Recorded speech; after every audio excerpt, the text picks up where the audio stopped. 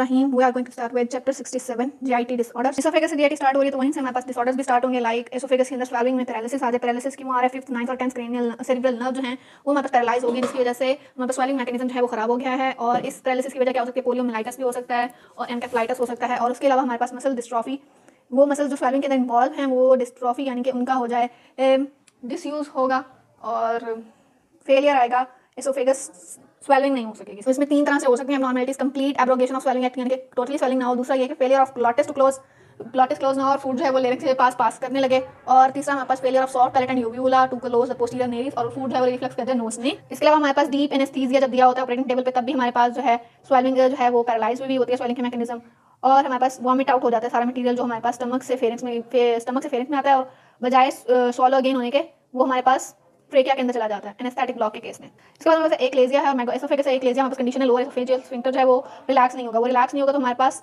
Food oesophagus stomach में पास नहीं करेगी, और हमारे पास यहाँ पे damage neural network myenteric plexus of lower third of oesophagus जो है वो फेल हो गया। वो फेल हो तो हमारे पास मस्कुलेचर जो है वो कंट्रैक्टेड रहेगा एसोफेगस का लोअर 2/3 का, और इस कंडीशन में हमारे पास आगे से रिसेप्टिव रिलैक्सेशन हो सकेगी। जब वहाँ पे माइंडाइरेक्ट प्लेक्सस नहीं है तो आगे रिसेप्टिव रिलैक्सेशन कराएगा, जिसके एसोफेजियल गैस्ट्रो एसोफेजियल स्फिंक्टर जो है वो क्लोज रहेगा। और जब इसको हम कहेंगे एक्लेजिया, जब एक्लेजिया स्वेयर होगा तो एसोफेगस जो है वो स्वेलोड फूड को एम्प्टी नहीं कर सकेगा स्टमक में। जब ये बहुत ज़्यादा देर तक रहेगा और मंथ्स में रहेगा, मंथ और ईयर, एसोफेगस जो है वो इनलार्ज हो जाएगा, इसको हम कहेंगे मेगा एसोफेगस। और इसके अंदर अब हमने ट्रीटमेंट कर देंगे एंटीस्पास्मोडिक ड्रग जो कि हमारे पास स्मूथ मसल ऑफ एसोफेगस को रिलैक्स करें। इसके बाद हमारे पास है डिसऑर्डर ऑफ स्टमक, इसके अंदर सबसे पहले आ जाएगा गैस्ट्राइटिस। गैस्ट्राइटिस के अंदर आता है इन्फ्लेमेशन ऑफ म्यूकोजा। म्यूकोजा जो है वो हमारे पास पूरी लाइन कर रहा है, उधर हमारे पास माइल्ड से मॉडरेट इन्फ्लेमेशन हो सकती है। ये इन्फ्लेमेशन हमारे पास सुपरफिशियल है तो हार्मफुल नहीं है, लेकिन अगर ये डीपली पेनिट्रेट कर जाएगी और लॉन्ग लास्टिंग है तो फिर ये हमारे पास एट्रोफी ऑफ गैस्ट्रिक म्यूकोजा कराएगी। गैस्ट्राइटिस एक्यूट भी हो सकता है, स्वेयर भी हो सकता है, अल्सरेटिव भी हो सकता है, मतलब ये कि हमारे पास यहाँ पे अल्सर की फॉर्मेशन भी हो सकती है। उसके बाद रिसर्च सजेस्ट करती है हमारे पास गैस्ट्राइटिस जो है वो कॉज होती है बैक्टीरियल इन्फेक्शन की वजह से, और हमारे पास यहाँ पे एंटीबैक्टीरियल थेरेपी से ट्रीट हो सकती है। इसके अलावा इरिटेंट सब्सटेंसेस जो है वो हमारे पास गैस्ट्रिक म्यूकोजा को डैमेज कर सकते हैं, और म्यूकस ग्लैंड जो है वो टाइट एपिथेलियल जंक्शन होता है उनका और एपिथेलियल गैस्ट्रिक लाइनिंग सेल का। अगर स्वेयर और ऑफ ये जंक्शन खराब होंगे तो हमारे पास स्वेयर एक्यूट गैस्ट्राइटिस हो सकता है और क्रोनिक गैस्ट्राइटिस हो सकता है। ये हमारे पास क्यों होता है, इरिटेटिव सब्सटेंसेस लाइक अल्कोहल और एस्पिरिन यूज करने से। हमारे पास गैस्ट्रिक बैरियर की परमेबिलिटी इंक्रीज होती है। गैस्ट्रिक बैरियर में हमारे पास हमने कहा था कि ये लाइन होती है हाईली रेजिस्टेंट म्यूकस सेल से, जहाँ पे हमारे पास विस्केड म्यूकस होता है, टाइट जंक्शन प्रेजेंट होते हैं। जब ये हमारे इसको हम कहते हैं गैस्ट्रिक बैरियर। जब हमारे पास गैस्ट्रिक बैरियर डिस्ट्रॉय होगा due to the use of aspirin और अल्कोहल तो हमारे पास परमेबिलिटी बढ़ जाएगी। गैस्ट्रिक बैरियर नॉर्मली हमारे पास रेजिस्टेंट होता है डिफ्यूजन से, और हमारे पास यहाँ पे गैस्ट्रिक जूस जो है वो डिफ्यूज नहीं करते। लेकिन अगर हमारे पास गैस्ट्राइटिस होगा तो परमेबिलिटी बढ़ेगी तो हाइड्रोजन डिफ्यूज करेंगे स्टमक एपिथेलियम से, और हमारे पास एडिशनल विशियस साइकिल चलता रहेगा। ये विशियस साइकिल जो है ये डैमेज कर देगा म्यूकोजा और उसकी एट्रोफी कॉज करेगा। एट द एंड हमारे पास गैस्ट्रिक अल्सर प्रोड्यूस होगा। अब हमारे पास अगला है क्रोनिक गैस्ट्राइटिस से हमारे पास गैस्ट्रिक एट्रोफी हो सकती है और लॉस ऑफ स्टमक सिक्रीशन का लॉस हमारे पास हाइड्रोजन के लॉस की वजह से हो रहा है। बहुत सारे लोगों के अंदर हमारे पास गैस्ट्रिक क्रोनिक गैस्ट्राइटिस है, जिसके अंदर हमारे पास जो है मोर एंड मोर एट्रोफी हो रही है और नो गैस्ट्रिक ग्लैंड्स हैं वो अपनी सिक्रीशन नहीं भेज सकेंगे क्योंकि हाइड्रोजन लीव करी जा रहे हैं। सम पीपल के अंदर ये ऑटो इम्यूनिटी डेवलप हो जाती है गैस्ट्रिक म्यूकोजा के खिलाफ, और हमारे पास गैस्ट्रिक एट्रोफी हो जाती है। लॉस ऑफ स्टमक एसिड जो है वो हमारे पास एक लोअर हाइड्रा कॉज कराता है, परनिशियस एनीमिया क्योंकि विटामिन B12 के लिए इंट्रिंसिक फैक्टर नहीं आ रहा होता। उसके बाद गैस्ट्रिक एट्रोफी जो है वो परनिशियस एनीमिया कॉज कर सकती है क्योंकि हमारे पास नॉर्मल गैस्ट्रिक सिक्रीशन के अंदर इंट्रिंसिक फैक्टर है। जब हमारे पास ग्लैंड्स ही काम नहीं करेंगे तो इंट्रिंसिक फैक्टर नहीं रिलीज होगा। इंट्रिंसिक फैक्टर जो है वो विटामिन B12 की एब्जॉर्प्शन नहीं करा सकेगा। जब ये एब्जॉर्प्शन नहीं होगी तो विटामिन B12 जो है वो हमारे पास नॉर्मल कंडीशन में क्या होता है कि इंट्रिंसिक फैक्टर जो है विटामिन B12 को बाइंड कराता है और टर्मिनल आइलैंड के पोर्शन में जाके एब्जॉर्ब हो जाता है। एब्सेंस ऑफ इंट्रिंसिक फैक्टर में हमारे पास विटामिन B12 की जो एब्जॉर्प्शन है वो 1/50 हो जाएगी। विटामिन B12 जो है वो अवेलेबल फूड के अंदर नहीं होता, फूड के अंदर होगा वो अवेलेबल नहीं होगा, और न्यू फॉर्मिंग आरबीसी जो होंगे वो मैच्योर नहीं हो सकेंगे बोन मैरो में, जिसके रिजल्ट में हमारे पास होगा परनिशियस एनीमिया। इसके बाद पेप्टिक अल्सर जो है वो हमारे पास एरिया ऑफ स्टमक या इंटेस्टाइनल म्यूकोजा जो है वो एक्सक्रूशिएट हो जाए। एक्सक्रूशिएट मतलब उसका म्यूकोजा खराब हो जाए। पेप्टिक अल्सर फ्रीक्वेंटली हमारे पास पाइलोरस वाले रीजन होते हैं यानी कि एंड वाले रीजन्स के अंदर, और हमारे पास पेप्टिक अल्सर मेनली हमारे पास ये most frequent with in the few centimetre of pylorus, और इसके अलावा हो सकता है लेसर कर्वेचर पे और एंट्रल एंड ऑफ स्टमक पे। ये हमारे पास पेप्टिक अल्सर की कॉमन साइट है पाइलोरस, लेसर कर्वेचर और कार्डिया, जहाँ से हमारे पास लोअर एसोफेजियल स्फिंक्टर। यहाँ पे high acid pepsin content, irritation, poor blood flow, poor secretion of mucus और हेलिकोबैक्टर पाइलोरी की इन्फेक्शन की वजह से हमारे पास कुछ पेप्टिक अल्सर कॉज हो सकता है। बेसिक कॉजेस क्या है हमारे पास, नंबर 1 गैस्ट्रोड्यूडेनल म्यूकोजल बैरियर खराब हुआ है। नंबर 2 न्यूरलाइजेशन हो गया gastric acid by duodenal juices, मतलब ये कि गैस्ट्रिक एसिड ने यहाँ पे डिस्ट्रॉय किया है म्यूकस ग्लैंड को लोअर एसोफेगस में, और म्यूकस सेल जो है वो हमारे पास स्टमक म्यूकोजा के अंदर जो लाइन कर रहे हैं, जो सारे म्यूकस सेल्स हैं गैस्ट्रिक ग्लैंड्स के, स्टमक के, एसोफेगस के, उन सबको डिस्ट्रॉय किया हमारे पास एसिड ने। डी पाइलोरी ग्लैंड्स हैं वो मेनली म्यूकस क्रिएट करते हैं, और ग्लैंड्स ऑफ बर्नर जो है हमारे पास अपर ड्यूडेनम में वो हाईली अल्कलाइन म्यूकस क्रिएट करते हैं। जब ये सारे ग्लैंड डिस्ट्रॉय होंगे तो म्यूकस प्रोटेक्शन जो है वो नहीं होगी। म्यूकस प्रोटेक्शन नहीं होगी तो हमारे पास म्यूकस प्रोटेक्शन कैसे खराब होगी, एक्सेस एसिड से जब एंटर करेगा ड्यूडेनम में तो वो इनहिबिट करता है गैस्ट्रिक सिक्रीशन को। नॉर्मली क्या होता है कि हमारे पास जब एक्सेस एसिड ड्यूडेनम के अंदर एंटर करता है तो वहाँ पे गैस्ट्रिक सिक्रीशन को इनहिबिट कर दिया जाता जाता है और पेरिस्टालसिस ऑफ स्टमक को इनहिबिट कर दिया जाता है बाय नर्वस रिफ्लेक्स। और दूसरा मैकेनिज्म क्या होता है कि जब एसिड स्मॉल इंटेस्टाइन में प्रेजेंट होता है तो वहाँ पे हमें स्क्रेटिन रिलीज होता है। स्क्रेटिन जो है वो by the way of blood pancreas से कहता है कि अपनी एक्सक्रीशन जल्दी जल्दी भेजो, हमने सोडियम बाइकार्बोनेट चाहिए हमें ताकि हम न्यूट्रलाइज कर दें एसिड को। इस तरह से एसिड न्यूट्रलाइज कर दिया जाता है। अगर हमारे पास पेप्टिक अल्सर है तो दो तरह से हो सकते हो, या तो एक्सेस एसिड स्क्रीट हो और पेप्सिन गैस्ट्रिक जूसेस के अंदर, और diminished ability of gastroduodenal mucosa to protect against the digestive property of, यानी कि म्यूकोजा नहीं है। और दूसरा ये कि हमारे पास यहाँ तो एसिड और पेप्सिन ज़्यादा है, यहाँ फिर हमारे पास म्यूकोजा खराब है। इन दो कॉजेस से हमारे पास पेप्टिक अल्सर हो सकता है। इसके अलावा हमारे पास bacterial infection of Helicobacter pylori, ये भी हमारे पास म्यूकोजा के अंदर ब्रेक लाएगी और स्टिमुलेट करेगी एसिड की सिक्रीशन को, और इससे हमारे पास पेप्टिक अल्सर हो सकता है। इसको इरेडिकेट कैसे करेंगे? एंटीबैक्टीरियल थेरेपी से। अदर कॉजेस क्या है हमारे पास? Smoking, alcohol consumption of aspirin, anti inflammatory drugs, ये सारे हमारे पास कॉजेस हो सकते हैं। ट्रीटमेंट हमने क्या देनी है? यूज ऑफ एंटीबायोटिक करेंगे for the Helicobacter pylori, administration of acid suppressant agent like ranitidine हो गया। उसके बाद हमारे पास रेनिटिडीन जो है एंटी हिस्टामिन एजेंट है जो कि ब्लॉक करेगी stimulatory effect of gastric gland by the histamine receptors, और 70 to 80% रिड्यूस कर देगी गैस्ट्रिक एसिड्स की सिक्रीशन को, कौन? रेनिटिडीन। इसके अलावा फिजियोलॉजिकल अप्रोचेस थेरेपी की देंगे, और हम स्वेयर केसेस के अंदर हीरोइक ऑपरेटिव प्रोसीजर लाइक हम वेगोटमी कर देंगे और वैगस नर्व हैं उनको कट कर देंगे। आगे हमारे पास स्मॉल इंटेस्टाइन में सबसे पहले normal digestion of food due to pancreatic failure हो सकता है। अब पैंक्रियाटाइटिस के अंदर हमारे पास, और यहाँ फिर हमारे पास पैंक्रियाटिक डक्ट ब्लॉक के अंदर गॉल स्टोन जो है वो ब्लॉक कर देते हैं पेपला फेटर को। यहाँ इसके अलावा क्या हो सकता है कि हेड ऑफ पैंक्रियास की मैलिग्नेंसी की वजह से हमारे पास पैंक्रियाटिक डक्ट ब्लॉक हो गया। इन सारी कंडीशंस के अंदर हमारे पास पैंक्रियाटिक जूस जो है वो ड्यूडेनम के अंदर एंटर नहीं होगा। लो पैंक्रियाटिक जूस का मतलब लॉस ऑफ ट्रिप्सिन, कार्बोट्रिप्सिन, कार्बोक्सीपेप्टाइडेज, जो सारे डाइजेस्टिव एंजाइम थे वो नहीं आ रहे, वो नहीं आएंगे तो हमारे पास चीजें जो है सारी कार्बोहाइड्रेट, प्रोटीन वगैरह, ये सारे फैट्स, ये सब कुछ पीसेस में एक्सक्रीट होगा। 60% of fat and 1/3 and 1/2 of protein and carbohydrates are not absorb. Pancreatitis की अगर हम बात करें तो पैंक्रियाटाइटिस है हमारे पास inflammation of pancreas. Inflammation of pancreas की मोस्ट इंपॉर्टेंट कॉज हमारे पास ड्रिंकिंग एक्सेस अल्कोहल है। अल्कोहल अगर ज्यादा लेंगे तो हमारे पास पैंक्रियाटिक ब्लॉकेज, और दूसरी हमारे पास कॉज क्या है? Pancreatic blockage of papilla Vater by a gallstone. 75% all acute pancreatitis जो है इन्हीं दो कॉजेस की वजह से होते हैं। अब गॉल स्टोन है वो हमारे पास पेपला फेटर को ब्लॉक करता है तो हमारे पास वहां से पैंक्रियाटिक एंजाइम डैम अप करेंगे पैंक्रियाज में डैम अप करेंगे तो पैंक्रियाज को डाइजेस्ट करेंगे। पैंक्रियाज को जब डाइजेस्ट करेंगे तो हमारे पास पैंक्रियाज को ये डाइजेस्ट करेंगे और पैंक्रियाज की और कुछ दफा ये कंप्लीटली या permanently destroy the ability of pancreas to secrete digestive enzyme. जब पैंक्रियास की डाइजेशन करेंगे तो एंजाइम कहां से आएंगे? क्रॉनिक पैंक्रियाटाइटिस जो है वो ऑन लॉन्ग इन्फ्लेमेटरी डिजीज है। इसके अंदर हमारे पास ये होता है कि जो पैंक्रियाज है उनके उसके अंदर फिब्रोटिक कंडीशन हो जाए, या फिर हमारे पास रिलैप्सिंग एक्यूट पैंक्रियाटाइटिस बार-बार हो ड्यू टू गॉल स्टोन और एक्सटेंसिव अल्कोहल कंजम्पशन, या फिर स्मोकिंग की वजह से, या हाई ट्राइग्लिसराइड्स के लेवल की वजह से। इसके बाद हमारे पास malabsorption syndrome by intestinal mucosa, इसको हम स्प्रू कहेंगे। न्यूट्रिएंट्स जो है एडिक्वेटली एब्जॉर्ब नहीं होंगे हमारे पास इंटेस्टाइन के अंदर, इसको हम कहते हैं स्प्रू। और malabsorption can also occur in large portion of small intestine. जब हम स्मॉल इंटेस्टाइन के पोर्शन को अगर रिमूव करें तभी माल एब्जॉर्प्शन हो सकती है। नॉन ट्रॉपिकल स्प्रू होता है। नॉन ट्रॉपिकल स्प्रू हमारे पास किस वजह से हो सकता है? किसी सीलियक डिजीज की वजह से, इडियोपैथिक स्प्रू या फिर ग्लूटेन इंटेरोपैथी। ये हमारे पास ग्लूटेन की प्रेजेंस में, हमारे पास ग्लूटेन जो है ग्रेन के अंदर प्रेजेंट होती है, व्हीट और राई के, इनकी वजह से हमारे पास जो है मैल नॉन ट्रॉपिकल स्प्रू हो सकता है। कुछ लोगों के अंदर हमारे पास ग्लूटेन जो है उसका डिस्ट्रक्टिव इफेक्ट होता है इंटेस्टाइनल इंटेरोसाइट्स पे। जब इंटेस्टाइन के अंदर इंटेरोसाइट्स डिस्ट्रॉय होंगे तो हमारे पास वहाँ पे विलाई डिस्ट्रॉय हो जाते हैं, उनके जो एब्जॉर्प्टिव एरिया को डिक्रीज कर देते हैं 2 फोल्ड्स। और हमारे पास क्या होगा कि वहाँ पे मैल एब्जॉर्प्शन सिंड्रोम आएगा, और रिमूवल ऑफ व्हीट और राई फ्लोर से हम इसको ट्रीट कर सकते हैं। ट्रॉपिकल स्प्रू क्या चीज़ है? ट्रॉपिकल स्प्रू जो है वो हमारे पास ट्रॉपिकल एरियाज के अंदर होता है। एंटीबैक्टीरियल एजेंट से हम इसको ट्रीट कर सकते हैं, और कोई स्पेसिफिक बैक्टीरिया नहीं है जो ये कॉज करे, लेकिन वैरायटी ऑफ बैक्टीरिया जो है उसको कॉज करते हैं। इसको malabsorption in sprue early stages में ये होता है कि हमारे पास इंटेस्टाइनल एब्जॉर्प्शन ऑफ फैट जो है वो इंपेयर होती है। फिर फैट जो है वो पेयर करते हैं स्टूल्स में, और इस कंडीशन को हम अनडाइजेस्टेड मैल एब्जॉर्ब फैट को हम कहते हैं। इस कंडीशन में स्टूल्स को, इस कंडीशन को कहते हैं स्टिटोरिया। स्टिटोरिया के अंदर सिंपली एक फैट इन स्टूल आता है, और यानी कि स्टूल के अंदर फैट का कंटेंट बहुत ज्यादा होता है, तो इसको हम कहते हैं स्टिटोरिया की condition. Malabsorption of fats के अलावा हमारे पास impaired absorption of protein, carbs, calcium, vitamin K, folic acid, vitamin B12, इन सब की हमारे पास हो जाएगी डेफिशिएंसी बॉडी में।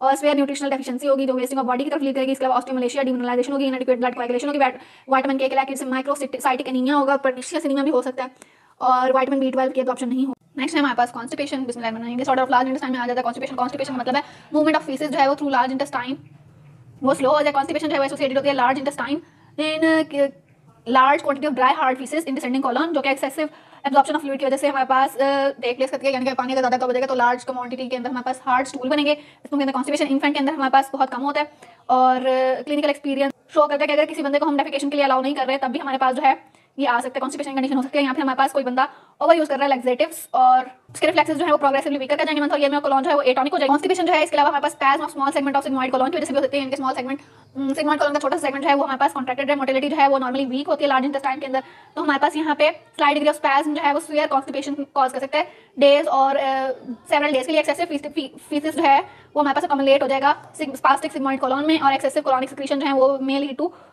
कोलन की सिक्रीशन जो है वो बहुत ज़्यादा हो जाएंगी, और फिर डायरिया की कंडीशन हो जाएगी। यानी कि हमारे पास पहले उस बंदे को कॉन्स्टिपेशन रहेगी, फिर डायरिया हो जाएगा, फिर कॉन्स्टिपेशन, फिर डायरिया, इसी तरह अल्टरनेटिव एपिसोड्स आती रहेंगी। इसके बाद में मेगाकोलोन। मेगाकोलोन हर्ष डिजीज के अंदर ये होता है कि हमारे पास बाउल मूवमेंट जो है वो सेवरल डेज या वीक्स वंस अ वीक आ रही है, और बहुत स्लो है और कॉन्स्टिपेशन फेयर कॉज कर रही है, जिसकी वजह से हमारे पास अकोमोडेशन होगी फीकल मैटर की इन द कोलॉन, और इस कंडीशन में हमारे पास इसका डायमीटर जो है 3 to 4 इंचेस डिस्टेंड कर जाएगी, इसको मेगा कोलॉन कहेंगे। मेगा कोलॉन की एक और कॉज होती है कि हमारे पास जो गैंग्लियास होते हैं इंडायरेक्ट प्लेक्सस के वो एब्सेंट कर जाए उस specific segment of sigmoid colon से, जिसकी वजह से हमारे पास वहाँ पे कॉन्ट्रैक्शन की एबिलिटी नहीं होगी और फीकल मैटर वहाँ पे अकोमोडेट होगा तो मेगा कोलॉन हो जाएगा। उसके बाद डायरिया की बात करें तो diarrhoea rapid movement faecal matter की थ्रू द लार्ज इंटेस्टाइन। इसके बाद हमारे पास है इंटराइटिस का मतलब ये कि इन्फ्लेमेशन ऑफ लार्ज इंटेस्टाइन, ये हमारे पास यूजुअली इन्फेक्शियस डायरिया के अंदर कॉज होता है बाय द वायरसेस और बैक्टीरिया, हमारे पास इंटराइटिस कॉज हो सकता है। अब हमने जब इन इन्फेक्शन को क्लियर करना है तो इसके लिए हमने क्या करना है कि लार्ज अमाउंट में यहाँ पे इलेक्ट्रोलाइट को स्क्रीड कराते हैं, तो वहाँ पे हमारे पास वाटर भी लार्ज अमाउंट में स्क्रीड होता है। लार्ज अमाउंट में जब वाटर अवेलेबल होगा ये इन्फेक्शियस एजेंट जो है वो वॉश आउट हो जाएंगे थ्रू एनस अबाउट। इसके लिए हमें 10 to 12 लीटर पर डे जो है वो एक्सक्रीशन करानी पड़ेगी उन सब्सटेंसेस की, लाइक वाटर, सॉल्ट और सोडियम क्लोराइड जो है वो हमारे पास क्रिएट कराएंगे, और इनमें से सिर्फ 6 to 8 लीटर जो है वो एब्जॉर्ब करेंगे और बाकी जो है वो सारा फ्लूइड जो है वो लॉस होगा। इस कंडीशन में अगर ये सेवरल डेज के लिए होगी तो डेथ भी कॉज हो सकती है। इस कंडीशन के अंदर हमने फ्लूइड और इलेक्ट्रोलाइट रिप्लेसमेंट थेरेपी देनी है क्योंकि वो लॉस हो रहे हैं। प्रॉपर थेरेपी के साथ हमारे पास एंटीबायोटिक हमने यूज करनी है ताकि पेशेंट जो है उसकी डेथ ना हो। इसके अलावा साइकोजेनिक डायरिया होता है। साइकोजेनिक डायरिया जो है वो हमारे पास टेंशन की वजह से होता है ड्यूरिंग एग्जामिनेशन टाइम, या फिर सोल्जर जब बैटल में जाते हैं तो हमारे पास साइकोजेनिक डायरिया हो सकता है। एक्सेसिव स्टिमुलेशन होती है पैरासिम्पैथेटिक नर्वस सिस्टम की, तो गट की मोटिलिटी और एक्सेसिव एक्सक्रीशन ऑफ म्यूकस होती है, तो जिसकी वजह से डायरिया हो जाता है। अल्सरेटिव कोलाइटिस के अंदर हमारे पास एक डिजीज है जो कि area of walls of large intestine जो है इन्फ्लेम और अल्सरेटेड हो जाएंगी मैस मूवमेंट की वजह से। हमारे पास अल्सरेटिव कोलाइटिस की वजह से हमारे पास मैस मूवमेंट जो है वो होती रहेंगी यूजुअल डे में, लेकिन यूजुअली हमारे पास मैस मूवमेंट कितनी होती है 10 to 30 मिनट्स, लेकिन यहाँ पे हमारे पास तकरीबन मच ऑफ द डे में होती रहेगी और कोलॉन्स की एक्सक्रीशन जो है वो एनहांस कर दी जाएगी और repeated diarrhoeal bowel movement experience करेगा पेशेंट। अल्सरेटिव कोलाइटिस के अंदर कॉज हमारे पास अनक्लियर है, कुछ क्लिनिशियन ये कहते हैं कि एलर्जी या इम्यून डेफिशिएंसी की वजह से। इसके अलावा हमारे पास हेरिडिटरी टेंडेंसी भी हो सकती है अल्सरेटिव कोलाइटिस। अगर हमारे पास अल्सर प्रोग्रेस कर गया है तो हमारे पास इसका जो ट्रीटमेंट है कोई भी नहीं है और सिर्फ ये है कि हम इलियोस्टोमी परफॉर्म करेंगे, इलियम को रिमूव कर देंगे और to allow the small intestine ileostomy से क्या होगा कि हम स्मॉल इंटेस्टाइनल कंटेंट डायरेक्टली हमारे पास कोलॉन में पास करने के बजाय डायरेक्टली हम उसको एनस में पास कराएंगे, लार्ज इंटेस्टाइन को निकाल देंगे। इसके बाद हमारे पास paralysis of defecation in person with spinal cord injury होगी, तो हमने कहा था कि उसमें वॉलंटरी जो स्फिंक्टर था, एनल स्फिंक्टर, वो हमारे पास कंट्रोल हो रहा था सैक्रल सेगमेंट्स की वजह से। जब हमारे पास सैक्रल सेगमेंट डिस्ट्रॉय होंगे, कॉर्ड मीडिएटेड रिफ्लेक्सेस जो हैं जो कि हमारे पास रेक्टम से पास होते हैं, पहले कोनस मेडुलारिस यानी कि स्पाइनल कॉर्ड में, फिर वापस आते हैं सेंडिंग सिग्मॉइड रेक्टम और एनस में। अगर स्पाइनल कॉर्ड इंजर होगी तो ये रिफ्लेक्स खराब होगा, डेफिकेशन का एक्ट जो है वो ब्लॉक हो जाएगा और हमारे पास abdominal pressure, loss of increased abdominal pressure and relaxation of voluntary anal sphincter जो हमारे कंट्रोल में होता है उसका हमारे पास हो जाएगा ब्लॉकेज। अपर कॉर्ड की इंजरी जो है डेफिकेशन को डिफिकल्ट प्रोसेस बनाती है, लेकिन लोअर कॉर्ड के अंदर हमारे पास डेफिकेशन रिफ्लेक्स अगर हो सकता है शॉर्टली आफ्टर अ मील और एडिक्वेट डेफिकेशन। वो लोग जिनका कोनस मेडुलारिस यानी कि tapering end of spinal cord destroy नहीं हुआ, उनकी बाउल मूवमेंट्स हैं वो खुद की कंट्रोल कर सकते हैं। इसके बाद जनरली सॉर्ट ऑफ जीआईटी के अंदर आता है वॉमिटिंग मतलब अपर जीआईटी से गेट रीड करना सारे कंटेंट्स को, इसको कहेंगे वॉमिटिंग जो है वो हमारे पास कोई भी इरिटेबल कंटेंट आ गया है या ओवर डिस्टेंशन हो गई है या फिर हमारे पास ओवर एक्साइटेबिलिटी हो रही है न्यूरॉन्स की, तो उसकी वजह से हमारे पास वॉमिटिंग होगी। एक्सेसिव डिस्टेंशन और irritation of duodenum provide strong stimulus for vomiting. Sensory signal जो है वो इनिशिएट करते हैं वॉमिटिंग, जो कि हमारे पास फेरिंक्स के अंदर, एसोफेगस, स्टमक और upper duodenum, upper part of small intestine के अंदर प्रेजेंट होते हैं। ये सारे सेंसरी सिग्नल हमारे पास जाएंगे वेगल और सिम्पैथेटिक ट्रांसमिशन से एरिया पोस्ट्रीमा जो कि वॉमिटिंग सेंटर है, और फिर हमारे पास मोटर इंपल्सेस जो हैं वो वॉमिटिंग को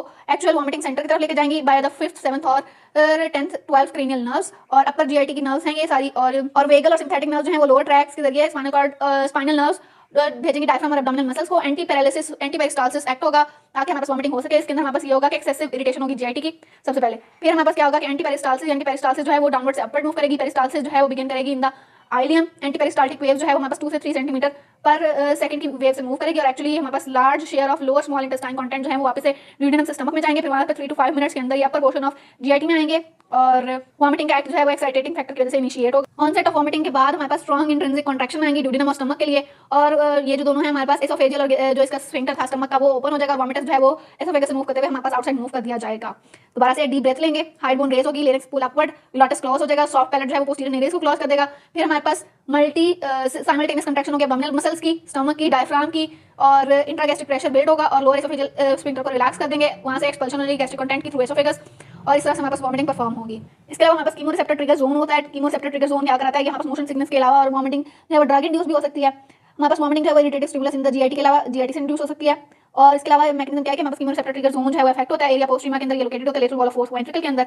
इसके अलावा ड्रग्स लाइक एपोमॉर्फिन, मॉर्फिन और सम डिजिटैलिस डेरिवेटिव्स जो हैं वो हमारे पास कीमोरिसेप्टर ट्रिगर जोन में इनिशिएट कराते हैं वॉमिटिंग। इसके अलावा हमारे पास ये कि रैपिडली चेंजिंग डायरेक्शन और रिदम ऑफ मोशन जो है वो हमारे पास वॉमिटिंग को कॉज कराते हैं, जिसको हम कहते हैं मोशन सिकनेस।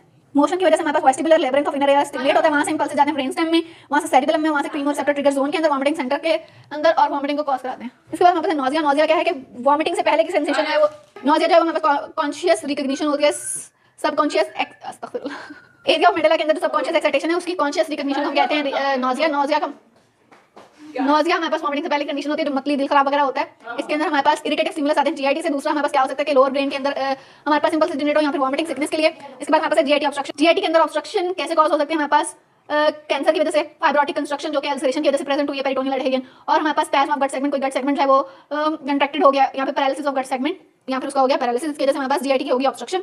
नॉर्मली जो है ऑब्स्ट्रक्शन हमारे पास कॉज होती है पाइलोरस में, और हमारे पास फाइब्रोटिक कंस्ट्रिक्शन की वजह से पेप्टिक अल्सरेशन और पर्सिस्टेंट वॉमिटिंग होती है स्टमक कंटेंट्स की। और वॉमिटिंग जो है वो बॉडी की न्यूट्रिशन को डिप्रेस करती है और होल बॉडी जो है वो मेटाबॉलिक अल्कलोसिस के अंदर चली जाएगी। बस है गैसेस इन जीआईटी, इसको हम फ्लैटस कहते हैं।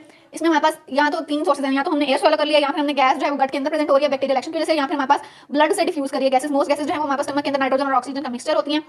लार्ज इंटेस्टाइन में हमारे पास कार्बन डाइऑक्साइड, मीथेन और हाइड्रोजन जो है वो ऑक्सीजन के साथ मिक्स होकर एक्सप्लोसिव मिक्सचर बना देती हैं, एक्सप्लोसिव मिक्सचर। और इलेक्ट्रिकल कॉटरी को यूज करके हम ये गैसेस को, अगर हम इलेक्ट्रिकल कॉटरी यहाँ पे यूज करें सिग्माटोस्कोपी के दौरान, तो माइल्ड एक्सप्लोजन भी हो सकती है। ये इतना एक्सप्लोसिव मिक्सचर है। और कुछ फूड्स लाइक बीन्स, कैबेज और अनियन, कॉलीफ्लावर, कॉर्न और इरिटेंट फूड लाइक विनेगर, ये सारे जो है ये गैस कॉज कर सकते हैं। गैस फॉर्मिंग बैक्टीरिया भी होते हैं। और हमारे पास the amount of gases entering और फॉर्मिंग इन लार्ज इंटेस्टाइन होता है हमारे पास अबाउट 7 to 10 लीटर। इसकी हमारे पास एक्सपल्शन होती है एनस के थ्रू और अबाउट 0.6 लीटर। रिमाइंडर जो है वो ब्लड के अंदर एब्जॉर्ब कर ली जाती है और या फिर लंग से थ्रू एक्सपेल कर दी जाती है।